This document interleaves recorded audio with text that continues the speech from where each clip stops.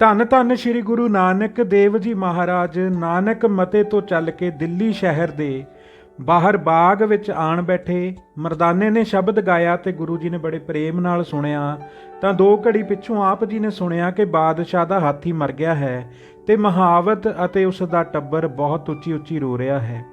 ਉਹ ਕਹਿੰਦੇ ਸਨ ਕਿ ਹਾਥੀ ਦੇ ਮਰਨ ਨਾਲ ਸਾਡੀ ਰੋਜ਼ੀ ਮਰ ਗਈ ਹੈ, ਅਸੀਂ ਕਿੱਥੋਂ ਖਾਵਾਂਗੇ। ਜਦ ਗੁਰੂ ਜੀ ਨੇ ਉਹਨਾਂ ਨੂੰ ਉਸ ਤਰ੍ਹਾਂ ਦੁਖੀ ਵੇਖ ਕੇ ਪੁੱਛਿਆ ਕਿ ਤੁਸੀਂ ਇਤਨਾ ਵਿਰਲਾਪ ਕਿਉਂ ਕਰ ਰਹੇ ਹੋ, ਤਾਂ ਉਹਨਾਂ ਨੇ ਕਿਹਾ ਆਪ ਸੰਤ ਸਰੂਪ ਹੋ, ਬਾਦਸ਼ਾਹ ਦੇ ਇਸ ਹਾਥੀ ਦੇ ਮਰ ਜਾਣ ਕਰਕੇ ਮੇਰਾ ਰੁਜ਼ਗਾਰ ਮਾਰਿਆ ਗਿਆ ਹੈ, ਮੈਂ ਪਰਿਵਾਰ ਦੀ ਪਾਲਣਾ ਕਿਸ ਤਰ੍ਹਾਂ ਕਰਾਂਗਾ।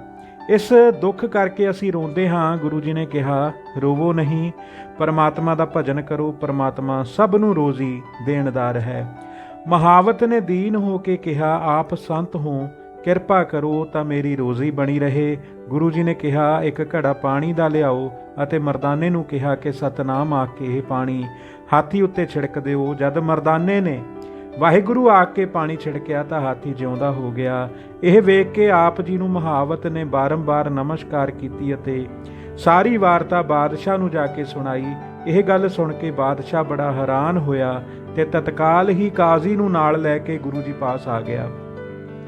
ਕਾਜ਼ੀ ਨੇ ਕਿਹਾ ਤੁਸਾਂ ਜੋ ਹਾਥੀ ਜਿਵਾਇਆ ਹੈ, ਇਹ ਸਿਫਤ ਸੁਣ ਕੇ ਬਾਦਸ਼ਾਹ ਤੁਹਾਡੇ ਦਰਸ਼ਨ ਕਰਨ ਨੂੰ ਆਇਆ ਹੈ, ਪਰ ਸਾਨੂੰ ਤਾਂ ਨਿਸ਼ਚਾ ਹੋਵੇਗਾ ਕਿ ਤੁਹਾਡੇ ਵਿੱਚ ਸ਼ਕਤੀ ਹੈ ਜੇਕਰ ਮੂੰਹ ਤੋਂ ਕਹਿ ਕੇ ਸਾਡੇ ਸਾਹਮਣੇ ਹਾਥੀ ਨੂੰ ਮਾਰ ਦਿਓ।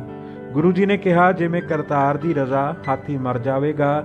ਇਹ ਬਚਨ ਕਹਿਣ ਨਾਲ ਹਾਥੀ ਤਤਛਿਨ ਹੀ ਧਰਤੀ ਤੇ ਡਿੱਗ ਕੇ ਮਰ ਗਿਆ। ਤਦ ਬਾਦਸ਼ਾਹ ਦੇ ਨਾਲ ਇੱਕ ਪੀਰ ਨਿਜ਼ਾਮੂਦੀਨ ਵੀ ਆਇਆ ਸੀ।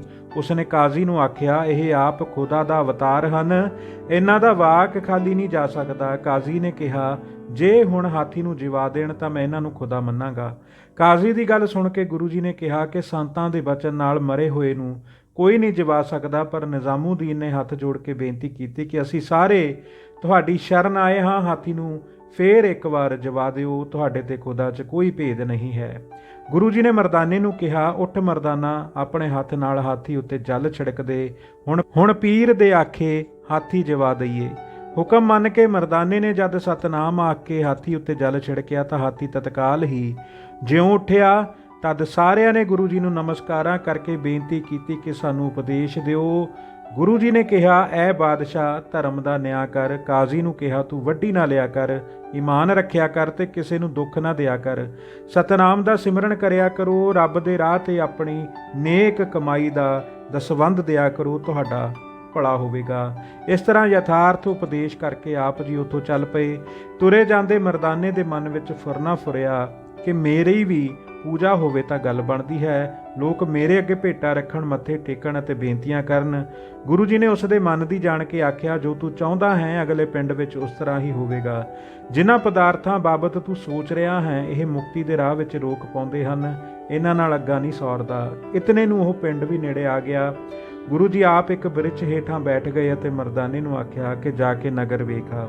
ਜਦ ਮਰਦਾਨਾ ਨਗਰ ਵਿੱਚ ਵੜ ਗਿਆ ਤਾਂ ਲੋਕ ਬਹੁਤ ਧਨ ਤੇ ਬਸਤਰ ਭੇਟਾ ਲਿਆ ਕੇ ਉਸ ਨੂੰ ਦਿੰਦੇ ਅਤੇ ਮੱਥਾ ਟੇਕਦੇ, ਬੜੇ ਸਵਾਦਿਸ਼ਟ ਭੋਜਨ ਛਕਣ ਵਾਸਤੇ ਦਿੰਦੇ। ਪਿੰਡ ਵਿੱਚੋਂ ਸੁਣ ਕੇ ਹੋਰ ਹਿੰਦੂ ਮੁਸਲਮਾਨ ਵੀ ਬਹੁਤ ਮਰਦਾਨੇ ਦੇ ਦਰਸ਼ਨ ਕਰਨ ਵਾਸਤੇ ਆਉਂਦੇ।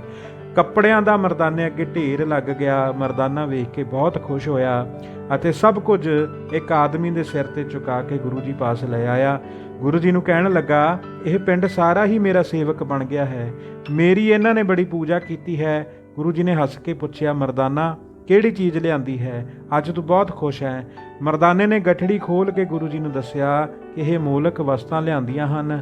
ਗੁਰੂ ਜੀ ਨੇ ਹੱਸ ਕੇ ਕਿਹਾ ਮਰਦਾਨਾ ਇਹ ਕਿਸੇ ਕੰਮ ਨਹੀਂ ਆਉਣੀਆਂ, ਜਾਂ ਗਰੀਬਾਂ ਨੂੰ ਵੰਡ, ਉਹ ਤੈਨੂੰ ਅਸੀਸਾਂ ਦੇਣਗੇ।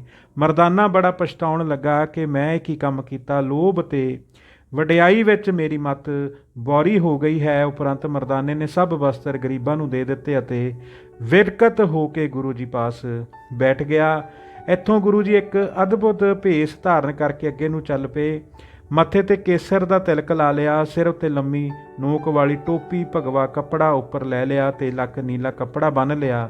ਇੱਕ ਵੱਡੀ ਮਾਲਾ ਗਲ ਵਿੱਚ ਪਾ ਲਈ, ਹੱਥ ਵਿੱਚ ਇੱਕ ਰੁਮਾਲ ਫੜ ਲਿਆ। ਇੱਕ ਪੈਰ ਲੰਮੀ ਨੋਕ ਵਾਲੀ ਜੁੱਤੀ, ਦੂਜੇ ਪੈਰ ਲੱਕੜ ਦੀ ਖੜਾਂਵ ਪਾ ਲਈ।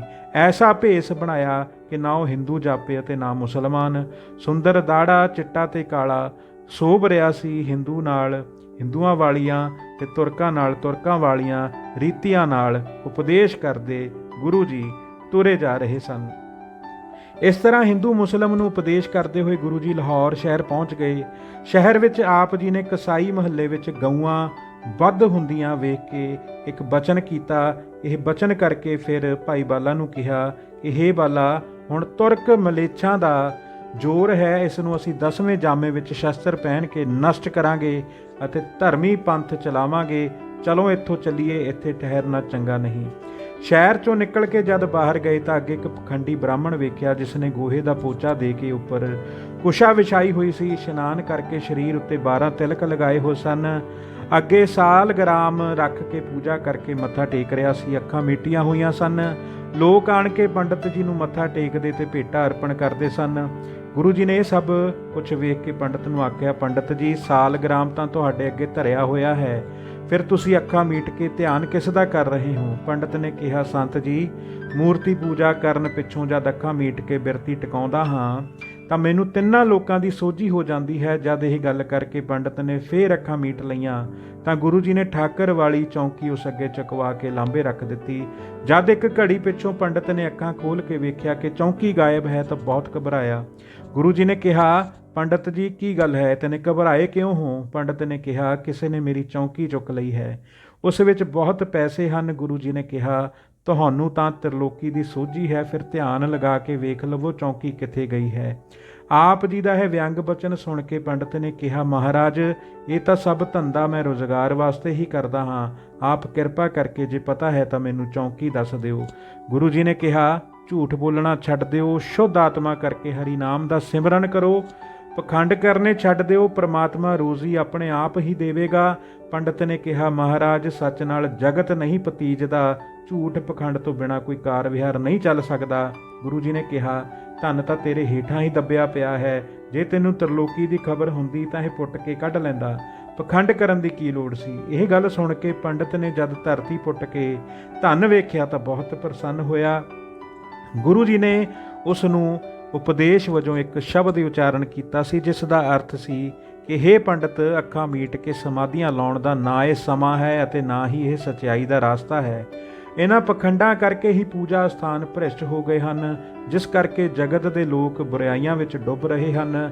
ਕਲਯੁੱਗ ਵਿੱਚ ਕੇਵਲ ਰਾਮ ਦਾ ਨਾਮ ਜਪਣਾ ਹੀ ਸ੍ਰੇਸ਼ਟ ਕਰਮ ਹੈ, ਪਰੰਤੂ ਜਿਹੜੇ ਲੋਕ ਅੱਖਾਂ ਮੀਟ ਕੇ ਤੇ ਨੱਕ ਪਕੜਦੇ ਹਨ, ਉਹ ਕੇਵਲ ਸੰਸਾਰ ਨੂੰ ਠੱਗਣ ਵਾਸਤੇ ਹੀ ਕਰਦੇ ਹਨ। ਜੋ ਲੋਕ ਚੁਟਕੀ ਵਿੱਚ ਨੱਕ ਪਕੜ ਕੇ ਕਹਿੰਦੇ ਹਨ ਕਿ ਸਾਨੂੰ 3 ਲੋਕ ਦਿਸਦੇ ਹਨ, ਪਰ ਆਪਣੇ ਪਿੱਠ ਪਿੱਛੇ ਹੀ ਉਹਨਾਂ ਨੂੰ ਕੁਝ ਨਹੀਂ ਦਿਸਦਾ, ਉਹ ਬੜਾ ਵੱਡਾ ਅਸਚਰਜ ਹੈ। ਇਸ ਕਲਯੁੱਗ ਦੇ ਸਮੇਂ ਵਿੱਚ ਛਤਰੀਆਂ ਨੇ ਆਪਣਾ ਛਤਰੀ ਧਰਮ ਛੱਡ ਕੇ ਮਲੇਛਾਂ ਜਾਣੀ ਕਿ ਮੁਸਲਮਾਨਾਂ ਦੀ ਬੋਲੀ ਗ੍ਰਹਿਣ ਕਰ ਲਈ।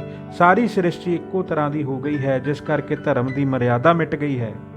8 ਪ੍ਰਕਾਰ ਦੇ ਵਿਆਕਰਣ ਰਚ ਕੇ ਉਹਨਾਂ ਨਾਲ ਸੋਧ ਕੇ ਪੁਰਾਣਾਂ ਦਾ ਪਾਠ ਅਤੇ ਵੇਦਾਂ ਦਾ ਅਭਿਆਸ ਕਰਦੇ ਹਨ, ਪਰੰਤੂ ਹਰੀ ਨਾਮ ਸਿਮਰਨ ਤੋਂ ਬਿਨਾਂ ਮੁਕਤੀ ਪ੍ਰਾਪਤ ਨਹੀਂ ਹੁੰਦੀ। ਗੁਰੂ ਨਾਨਕ ਜੀ ਕਥਨ ਕਰਦੇ ਹਨ। ਇਹ ਸ਼ਬਦ ਸੁਣ ਕੇ ਪੰਡਤ ਗੁਰੂ ਜੀ ਦੀ ਚਰਨੀ ਪੈ ਗਿਆ ਤੇ ਉਪਦੇਸ਼ ਲੈ ਕੇ ਗੁਰੂ ਜੀ ਦਾ ਸਿੱਖ ਬਣ ਗਿਆ। ਇਸ ਨੂੰ ਨਿਹਾਲ ਕਰਕੇ ਗੁਰੂ ਜੀ ਅੱਗੇ ਵੱਲ ਨੂੰ ਚੱਲ ਪਏ। ਧੰਨ ਧੰਨ ਸ੍ਰੀ ਗੁਰੂ ਨਾਨਕ ਦੇਵ ਜੀ ਮਹਾਰਾਜ।